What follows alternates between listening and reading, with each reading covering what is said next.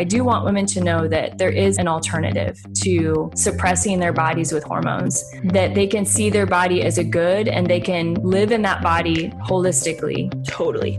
Oh my gosh. It's amazing. Join co-hosts Jamie Rocci and Teresa Kenny as they educate women about the beauty of the feminine design and empower women to take charge of their health. They're going to be so amazing. You're going to be so empowered by understanding your feminine genius and your hormone genius. I don't think I could live my whole life knowing this and not sharing it with anyone.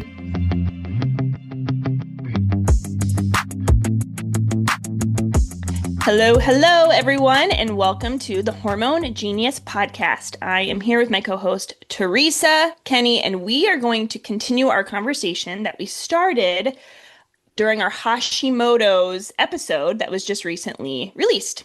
And Teresa and I were jamming a lot of information in. Teresa, you're so smart. You know that. And I tell you, but you know so much and I learned so much from you. And when we finished that last episode, I could tell that there was so much more for you to share and we weren't able to fit it all in. So we thought we're going to do a 2.0 episode and I'm going to ask some follow-up questions. She has even more to share and we just wanted to do right by our listeners and make sure they get the full picture of Hashimoto's. Specifically today, we'll talk about some treatment options. What are some normal levels when we're thinking about Hashimoto's and thyroid disorder? What are we looking for? And what's the aim? So, Teresa, are you ready to do this? I'm ready. Let's go. Okay, let's do this. Okay. So, Teresa, as I said last episode, we talked about kind of the basics, like what is Hashimoto's, what are the symptoms women experience in men? And what I thought was also very interesting is some of the unusual symptoms, like the outer third eyebrow fact. I thought that was very interesting. But some of the things, again, we weren't able to get to is what are the healthy levels? Like, how do I know what marks me as Hashimoto's? What marks me as somebody with a thyroid disorder? So what do healthy levels look like? And what are the red flags when we're looking at labs? Yeah, so great question. And thank you, Jamie. Yeah, I'm excited to continue the conversation because I do feel like we kind of ended but didn't give the full story, especially when it comes to treatment.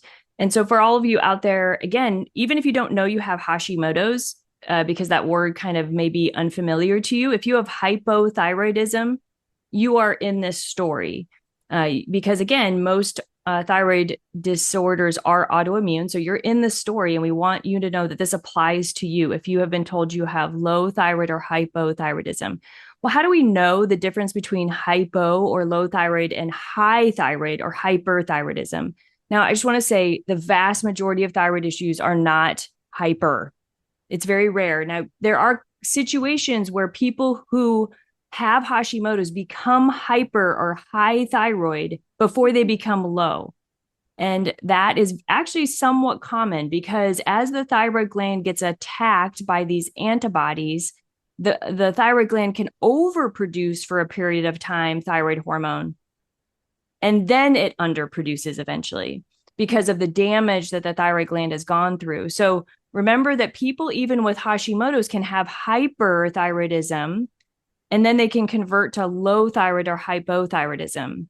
And again, this is similar to, but not the same as the other autoimmune thyroid condition that truly does cause flat out hyperthyroidism, and that's called Graves' disease. That's way less common, and so we're not going to focus as much on that. Although with Graves, again, most patients will eventually become hypo or need thyroid treatment, thyroid replacement.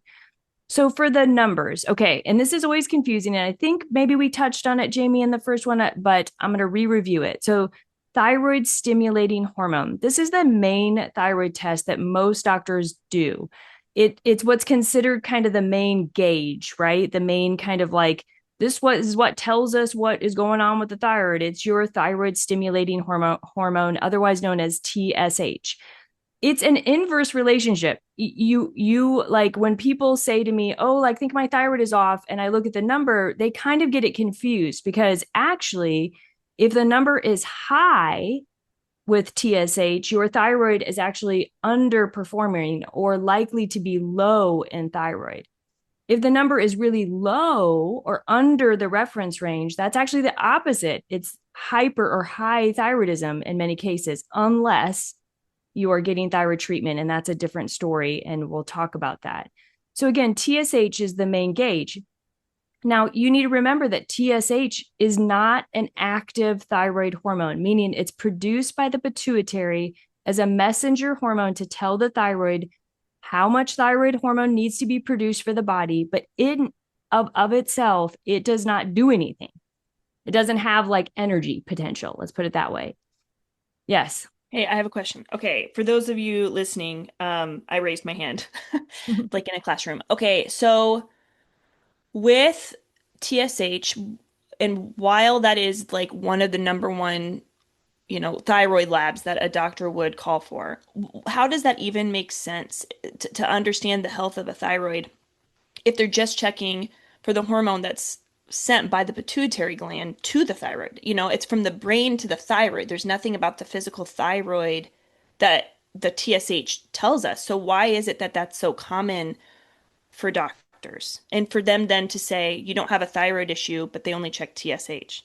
Yeah, I mean, Jamie, that's a really great question, because I think that goes to why people feel that they are not being heard. If you only test the gauge, but you don't test what's actually coming out of the gland, Yeah. then you don't really know what's actually going on with the thyroid hormone in the body and what is actually actively being produced by the thyroid gland. So although, yes, it's an important marker, there's no doubt TSH is an important marker, because it does tell us that the brain has been yelling at your thyroid gland, and your thyroid gland is like, sorry, we ain't got no mojo. Mm-hmm. So it is important, and it can be important for kind of monitoring levels to some degree, but it is not the full story. And that is why you should advocate for yourself that you need to know more. You need to know what is the active hormone coming out of the thyroid gland. And what would that include? The T4 and the T3 levels, and also maybe reverse T3. Less often that's needed, but that's another hormone that can be checked for the health of the thyroid.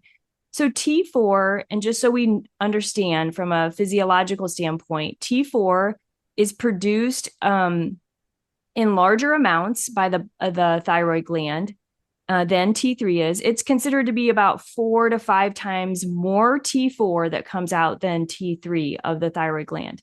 However, interestingly enough, T3 is really the only active thyroid hormone in the body, meaning that at the cellular level, the body will only accept T3 and bring it into the cell.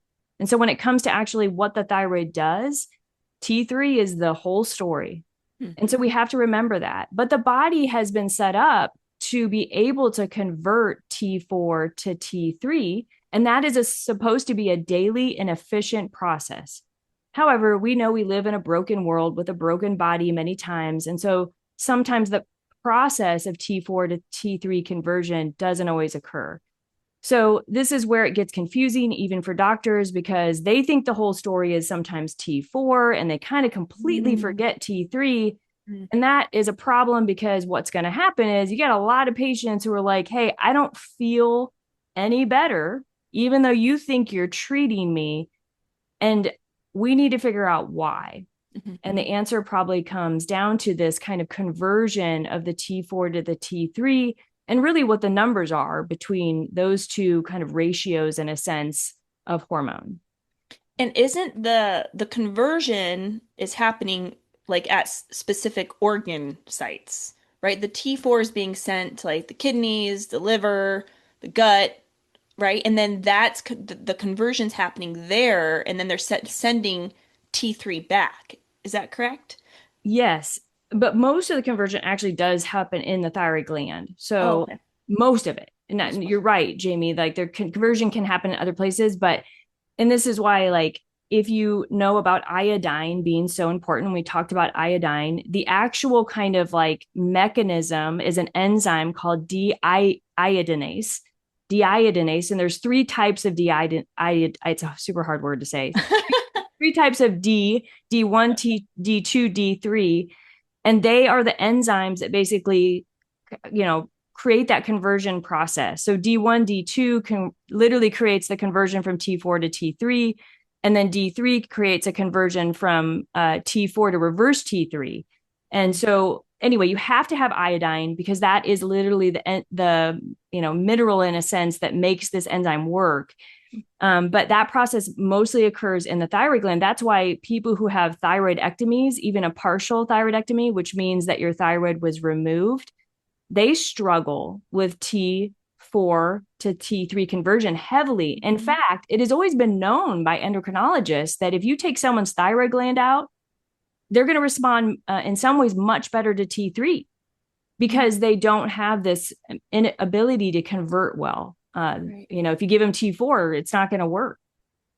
Do you wonder, I mean, we won't be able to like know this answer until we're at the pearly gates, but why on earth does T4 even need to be a thing? Like, why can't it just be T3?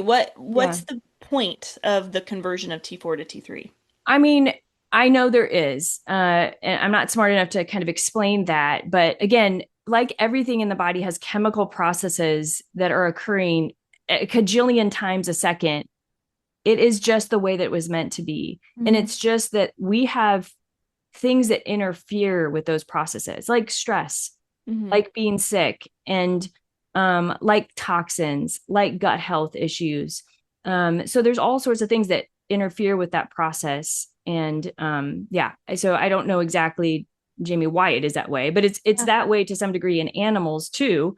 So it must be the way it was meant to be. Yeah, so interesting. I mean, I doubt that's going to be the question I ask when I die, like the first question, but it might like make my top 50 or something. Like, God, listen, I have a question about T4 and T3. I don't know. Okay, so we're talking about like the normal levels and even going back to TSH. So TSH, we talk about TSH. T4 is the inactive hormone. It converts to T3. But what are the levels? Like, what should I be looking at? What's normal? What's abnormal? We know TSH. Also, I just have to say, anytime I think about TSH levels, the thing that always helps me remember that high levels of TSH means hypo or underactive is because I think about menopause and I think about FSH and how FSH levels are high when you're approaching menopause. It's because your pituitary gland is yelling at the ovaries like, wake up, like make more, like come on follicle, like get going. So it's sending more follicle stimulating hormone because the follicle is feeling kind of lazy and tired. So similar to TSH, it's higher because it's yelling, like you said, it's yelling at the thyroid, like do something, So I just wanted to say that. But yeah, tell me about like the values now. For those of you who are medical professionals, I'm going to give my reference ranges, but based on what's in my head, which, I've seen, of course, thyroid numbers for years, but it may not be the exact that you see in yours. Every reference range is a little different based on each lab, but this is in general. So for TSH, generally the range starts between what normal should be is 0.5 up to 4.5. And sometimes it'll go a little higher than that. So 0.5 to 4.5 for your TSH. For free T4, it's usually between 0.6 or 0.7 up to about 1.6 or 1.8. For free T3, the reference range is usually 2.3, maybe 2.2, 2.3, 2.4 right there, upwards of about 4.1, 4.0. So those are kind of the general ranges. And again, each lab is different. So I think what's most important is to know actually what is optimal. And so when we talk about what's optimal ranges, then we get a better idea of like, well, what do I really want my numbers to be? And so for TSH, you want your TSH probably to be between 0.4 to 0.5, upwards of no more than, 2.0 to up to 2.5. And we talk about that, of course, with pregnancy. We never want a pregnant woman really to be above 2.5. So, but why can't that be for everybody? I mean, if that's optimal, but many doctors don't use that range. For free T4, it really should be between at least 1.1 to probably 1.6. So I'm right in there. But for me, I'm okay with anything 1.0 or a little higher. And then for free T3, you really want it above 3.1, upwards of 4.0. And sometimes these ranges will even go higher for some patients. And this is where I want to tell everybody, and I want to tell medical professionals, don't chase numbers. Look at your patient. Don't chase numbers. I've seen so often in medicine where people only chase numbers and they end up making either patients worse or they don't make any patients better because they're just looking at numbers and they're undertreating. So you can overtreat or undertreat because you're so focused on the numbers. You're not looking at the patient in front of you. So what's most important is that patients are safely given treatment and that they feel better. Okay. And so, but those are general ranges for how maybe to target an optimal thyroid. Now, the last one was reverse T3. And I have a lot of experience of looking at reverse T3. And there's this whole reverse T3 ratio. There was Wilson syndrome, stop the thyroid madness kind of stuff. I'm not so much interested in the ratio anymore, but the reverse T3 is like if you have a left hand and a right hand, right? Reverse T3 is like the opposite hand to your T3. They kind of mirror each other. Like they're the same, but they're different, right? Because your hands are different. But reverse T3 can block the action of T3. And so we want to make sure the reverse T3 doesn't go too high. So an optimal range for reverse T3 is really ideally kind of 15 or under. So when it gets above 15 and especially above 20, 24, 25, then we might be blocking actually our own T3 production. And that's going to, affect the way we feel because again, you don't get as much active thyroid hormone. So you can look at that number, but I don't always do it. But there's patients that is specifically I might, and that would be a really chronically sick patient or an acutely sick patient who feels a tremendous amount of thyroid symptoms, or somebody who's undernourished. So like think of like our female athletes, our anorexic or eating disorder patients, they will divert T4 to reverse T3. And the reason is the body is actually, like we know, Jamie, so smart. It wants to preserve energy to make sure that the vital organs, our heart and brain, are working. And so it's doing that on purpose. But if it does it chronically, we have a problem with how we feel. Right. So remind me again. So there's T3 and then reverse T3. Is that value, you said it was like the right and left hand thing. Is that the value that is measured after conversion? After conversion, the T3. So there's, well, no. there's, Oh, no. yeah. I mean, in a sense, yes. Yeah. It's not like, yeah, it's after conversion. Yes. Okay. Yeah. And then also, so as you're sharing this, super, super helpful because when we think about, like you're saying, our body is so smart and we need to survive. So our body's always going to prioritize the organs that keep us functioning. So I know during our first episode, we talked about sometimes the profile of, and again, we hate to profile people, but if somebody has high levels of stress, that will negatively impact the thyroid. And would you say those who chronically are stressed, of course, are more at risk of thyroid dysfunction, as opposed to having our thyroid be, weakened by moments of stress? So let's say I'm stressed for a week. My thyroid's probably going to suffer, but not terribly so because maybe I'll boot right back up. But for women who are chronically stressed, maybe they got their thyroid levels 6 months ago and their levels were fine. 6 months later, a lot of things have happened. Maybe they lost their job, they got really sick, this and that, the other thing. And if we don't have relief from that chronic stress, it would be worth getting those thyroid levels checked again, right, Teresa? Because often our thyroid, just like our ovulation, our ovulatory hormones suffer when we experience stress. So do our thyroid levels or our thyroid gland. So I guess what I'm asking is at what point should somebody really advocate for more than just, again, the TSH, although maybe we always want to advocate more than the TSH, but we have our well woman exams yearly. At what point do we need to go back and say, I need more than just the regular lab work? Yeah. I mean, you can advocate it no matter what, but I would say it's most likely you need to advocate it if you don't feel well, right? You're tired, you're brain foggy, you're losing hair, your skin is dry. you feel cold all the time, you just can't seem to be happy no matter what you do. So it's when you feel not well, you advocate for the full panel. And I didn't mention, of course, the thyroid antibodies in that. And okay, the thyroid antibodies for Hashimoto's is the thyroid peroxidase antibodies and the thyroglobulin antibodies, and those can easily be added. So if you sense you might not be well, and maybe you have had some other autoimmune conditions or autoimmune conditions run in your family, you should ask for the antibodies. Now, doctors don't like to do them. They're just kind of untrained, and you just keep pushing, or you say, you know what, I'm willing to pay for them, because even though your insurance will cover them, somehow doctors, if you just say, I'm willing to pay for them, somehow they feel better about that. I don't know. And you can at this point kind of like pay cash for labs. So advocate for yourself and then get the information so you can start healing and being better and feeling better.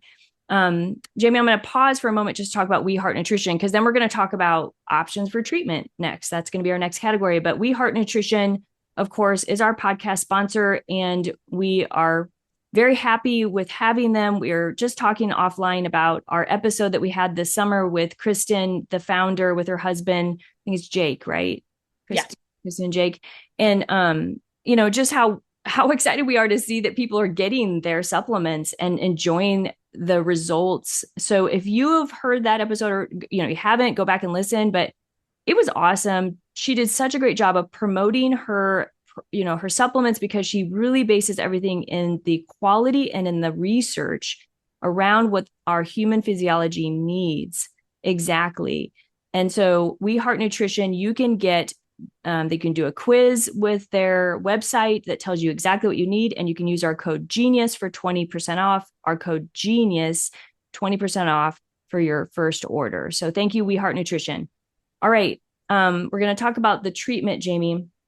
Now, and I know that most people who have hypothyroidism or low thyroid get a treatment called levothyroxine, otherwise known as thyroxine, otherwise known as Synthroid or Unithroid or Levoxyl. There's lots of names, but it's really basically the T4 that they're getting for treatment. And in many cases, that will be fine, because T4 in a body that is converting well will convert to T3, and the numbers will come in range and the person will feel better. But that's not the only option. And I want to caveat this by saying I am not in a camp. And this is, I was listening to Peter Attia he gives, if you just want to know like a good overview of the thyroid gland, Peter Attia has a little endocrine overview. I love Peter Attia. He's a doctor of longevity. He wrote a book called Outlive. But he's like, you guys, I'm not going to ever be in these camps, like it's all desiccated thyroid or all compounded thyroid or all levothyroxine or all Synthroid. There is a right treatment for every individual. And that is why it's important to have a medical professional that works with you, that knows what they're doing to find that right treatment for you. So that's my caveat in this discussion. So Synthroid or levothyroxine may be the right treatment for you. And you'll know, because when you take it, you will feel better within a month to 2 months for sure. But that's not the only treatment. What are the treatments that I have used with patients beyond levothyroxine, which again is traditional and most doctors feel most comfortable with it? But what's interesting is historically, it wasn't the first treatment, Jamie. The first treatment was an injection. I don't know how they made that one, but the first oral treatment was desiccated thyroid that came from the gland of a pig. What? So the first treatment for thyroid back in the early 1900s was desiccated thyroid. And that was the standard of care for thyroid until someone figured out how to make levothyroxine as a T4 molecule and branded that. So desiccated thyroid is another treatment, also known as NP thyroid, armor thyroid, glandular thyroid, because it comes from the gland of a pig. And the reason why it works is because it's similar, maybe not exactly the same as the human thyroid gland, but similar in production of, combination of T4 to T3. It's about a 4-to-1 combination. And so patients get a little T3 in there, and that can be beneficial. Now, there's been a lot of controversy around desiccated thyroid because of the fact that the pharmaceutical companies that use this product have a harder time kind of getting the batches to be exactly the right dose that they want it to be. For that reason, there was a brand called Nature Thyroid that was pulled off the market probably in the early to mid 2000s and never came back. Now there's still NP Thyroid and Armor and some generics. But that has been a controversy, especially because endocrinologists kind of look down upon desiccated thyroid. They don't use it, they don't want to use it. But many patients do better on these medications. They feel much better than they would ever feel on levothyroxine. And so I believe it should be offered to patients and given to patients who think that it's the right treatment for them.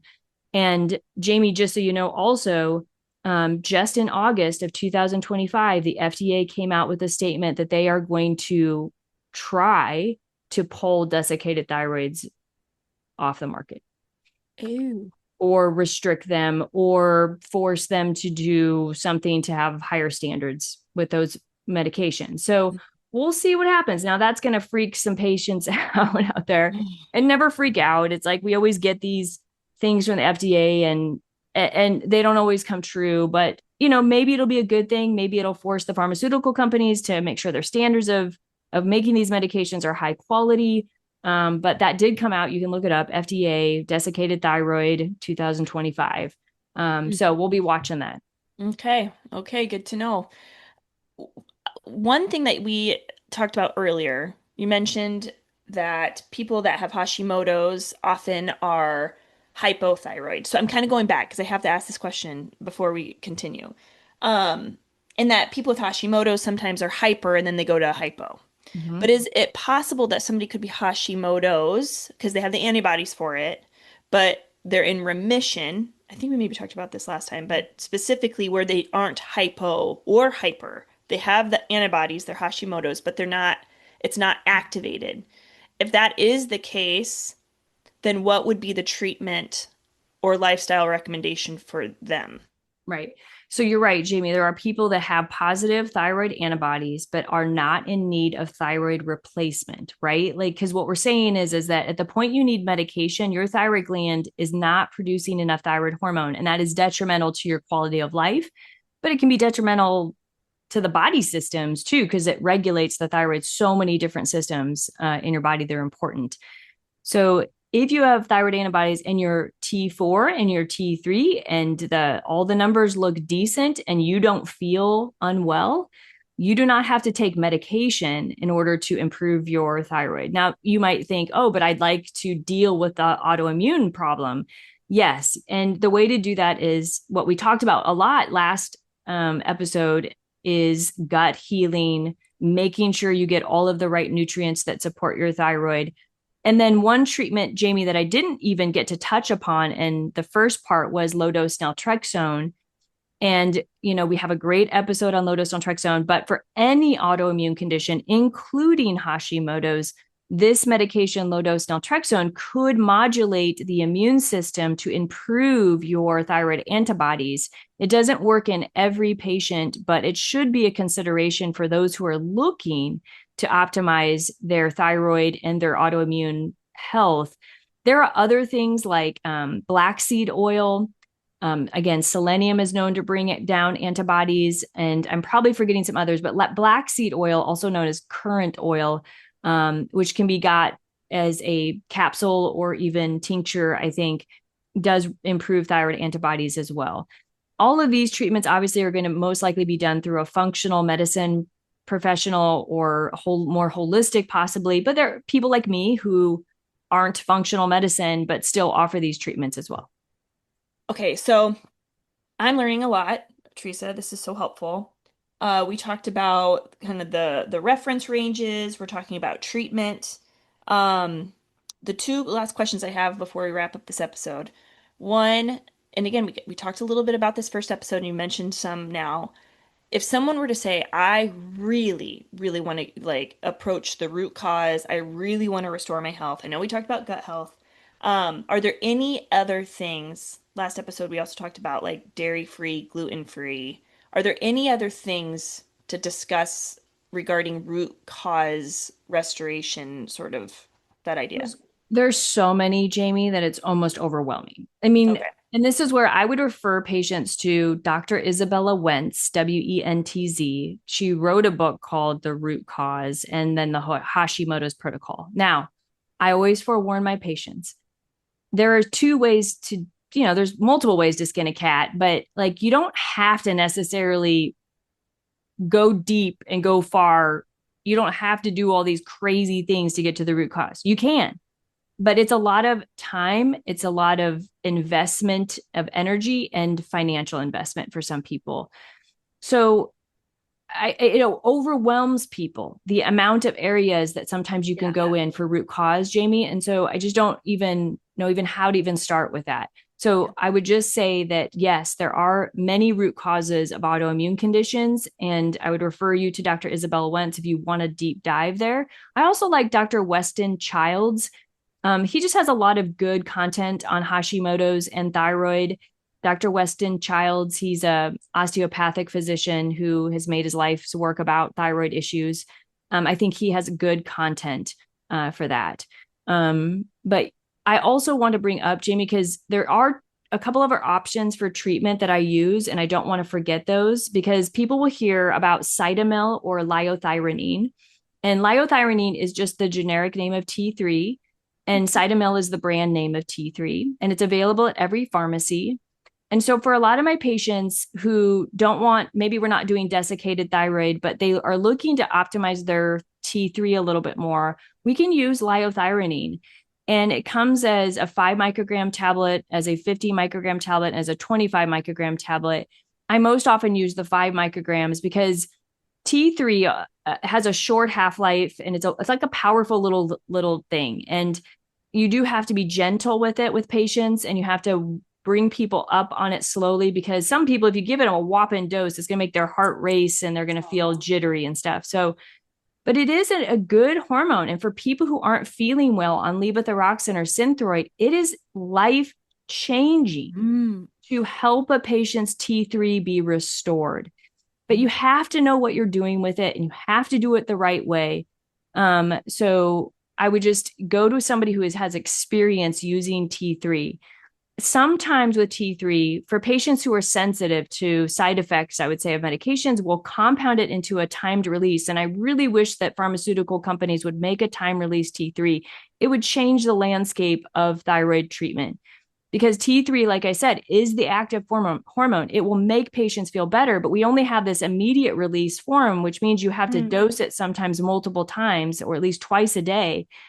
And for some people can have some side effects. Now, most people tolerate it fine, and it will help with energy. But liothyronine, Cytomel is an option for treatment. Again, need a patient to go to somebody who understands or go to a healthcare professional who understands how to treat that appropriately. Lastly, is compounded T3 or T4. And again, I've used that a lot in my career, and I feel like it works great for many patients. The problem can be cost because it is more expensive for people who at least have insurance and would get better, prices with their insurance company. But T3, T4 can be made. I mean, they're using, again, the FDA approved ingredients, liothyronine. They also use the FDA approved ingredient for T4, levothyroxine. They just compound it into this one capsule, and you can put T3 and T4 together. And it can work really good for patients. I have quite a few patients on that do really well. You just have to have a trusted compounding pharmacy that is doing a high quality product. And I think that is a great option for treatment too, Jamie. Okay, super helpful, Teresa. I'm sure so many women are listening and men thinking, praise God, because I don't feel any better on levothyroxine. And maybe I should think about these other treatment options. So this is super helpful. Praise the Lord. I mean, you just have to fight for yourself. Yeah. Guys, if you're out there and you're like, I am on Synthroid, but I feel terrible. My hair's still all falling out, or I'm just gaining weight. You have to fight for something better. And I'm not saying that's easy. And I'm sorry that I can't be your doctor. And people will be like, well, why can't I just go to Teresa? Well, you can. You got to find someone that is me. And they're all over the place, that people do want to help you, but you got to find the right person. So fight for yourself, fight for a good quality of life. That's all we have on this earth, in a sense, is like every day we want a good quality of life. Yeah. And finding the right thyroid combination for you. And again, so individualized. It could be such a variety of different options. And you can try multiple ones to find the right one for you, but you will find it if you have a good healthcare professional who understands what they're doing. Yeah. And then for those women who maybe are working with the physician and they're just not, maybe the doctor finds 0 cents in the full expansive thyroid lab, call out. I've seen on social media, and I think it's just going to be more and more prevalent that there are like online lab requests. Like there's packages you can buy where you can test so much Yeah. for like $500. I was doing a bunch of lab work this summer, and one full like lab, like the whole list of all the things I got tested, was 2,500. Obviously, we have insurance, so I didn't have to pay that. But I think so many people think it's either I have to only do what my insurance covers, or I have to pay out of pocket thousands upon thousands of dollars. Yeah. For people who want answers and they want these values and they want to understand them with their blood work, do you recommend, is there something that we need to think about before finding these labs where we're getting, you know, the full span of labs that we need? I mean, obviously we need a doctor to decipher them, but is there anything that we should keep in mind as we're trying to find something I like mean, that? here's what I'd say. If you at least go to a doctor who's open, if they're open-minded and they say, fine, I'll let you to do those labs, but I would just say, remember, there's always a cash pay option for your lab. Even if you have insurance, you can say, well, I'd rather just pay the cash for it. So always ask about the cash pay option. There are labs that you can go to where literally you can walk in and say, I would like these labs. It is happening, guys, where you can just buy labs now. I mean, it's information that, yeah, I mean, you might be able to interpret it yourself, but you can usually find a doctor to interpret it for you too. Um, I guess, with that, Jamie, I mean, people wonder, how often should I even draw these labs? I would say it's different for every situation and different for every person. If I have a person who's been on treatment and they're doing well, I'm probably only drawing their thyroid labs once a year, maybe twice a year.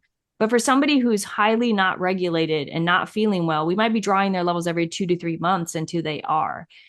You can advocate for that. But I don't know, Jamie, I guess I'm not answering your question well. I'm not sure exactly, how you do that unless you find a partner that's willing to work with you always, to help you do this well. And I know functional medicine practitioners, they can order labs too, and they can walk you through it as well. The problem is they can't always prescribe. And Right. that's a tricky thing too. So it's usually a combination of somebody who can prescribe medicine and then somebody who can help you with some of the other lifestyle and holistic options. Right. Yeah. I wonder, like, maybe a future episode could be bringing on a functional doctor talking about like how they can do those, get the full spectrum of these lab work. Because I do really think this holds people back. So many women I talk to, well, it's not covered, so I can't check it. And I think we need to have a future. We need to be thriving toward a future where that's not the answer. We can get the information we need. Yeah. And like you're saying, Teresa, you can walk into a lab and ask, like, how much does it cost to, I know Yeah. you were telling me that with progesterone. You can literally go into a lab and it's like $15 Yeah. to It's, just it's, get your it's, progesterone drawn. That's crazy. I wonder how much it is for your like a full thyroid panel. No, and it's ridiculous because It's people with crazy. high deductibles, and I want to do a whole episode on insurance. People with Yeah. high deductibles, they'll submit a progesterone to their, insurance company. They'll charge almost $200 for it, and you're going to pay $200 for a lab you could have cash priced for $15. People, So if you have annoying. a high deductible, I'm telling you, ask for the cash price, and it may not be worth it to send it to your insurance. You're going to save yourself a lot of money. And I do want to do an insurance 101 Let's because I do it. think that people don't understand insurance. Know who does, but I at least know the basics and I can walk people through it. Yeah, totally. Super helpful, Teresa. Well, thank you so much. This 2.0, I think, was very important and it closed the circle on our first episode with Hashimoto's. So, again, hopefully our listeners learned a ton. Be sure to ask and advocate, ask for more from your doctor, advocate for yourself, and hopefully, again, they'll feel empowered to do so after this episode. So, thank you so much, Teresa. Thanks, Jamie. Thanks for listening to the Hormone Genius podcast. Please remember to share our podcast with your friends and family, and also follow us on social media. If you were not aware, we have a YouTube channel, so if you could like and subscribe to our YouTube channel to stay in the loop with all of our latest episodes, we would appreciate that. Thank you so much for your support. We are excited to journey alongside you as you discover the beauty and the genius of your hormones.